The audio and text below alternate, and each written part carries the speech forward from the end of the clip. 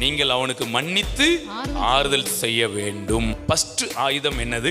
மன்னிப்பு. மன்னிப்பு எங்க இருக்குதோ அந்த ஆறுதல் உண்டாகும். ஒருவருக்கொருவர் இந்த பூவை வைப்போம். மன்னிப்பு என்ன பண்ணும்? நம்ம வைப்போம், மன்னிப்போம்.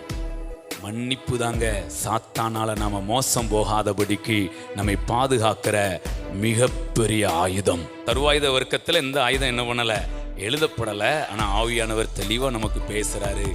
நல்ல மன்னிக்கிற மனப்பான்மையில இருப்போம். நமக்குள்ளேயும் ஆறுதல் உண்டாகும். மற்றவங்களுக்கு என்ன செய்யும்? ஆறுதல் உண்டாகும். அந்தபடி உங்கள் அன்பை அவனுக்கு காண்பிக்கும்படி 2 பூ. ஒரு பூ என்ன பூ? மன்னிப்பு. இன்னொரு பூ உண்மையிலே அன்போடு கூட நாம மன்னித்தோம்னா இன்னொரு பூ வந்துடும், மரப்பூ. அன்போடு கூட சும்மா நம்ம ஏதோ அந்த விருப்புக்கு அப்படின்னோம்னா மரப்பூ இருக்காது. ஆனால் உண்மையிலே நீங்க அன்பின் நிமித்தமா நீங்க மன்னிக்கிறீங்கன்னா கண்டிப்பா அங்க மரப்பூ என்ன செஞ்சிடும்?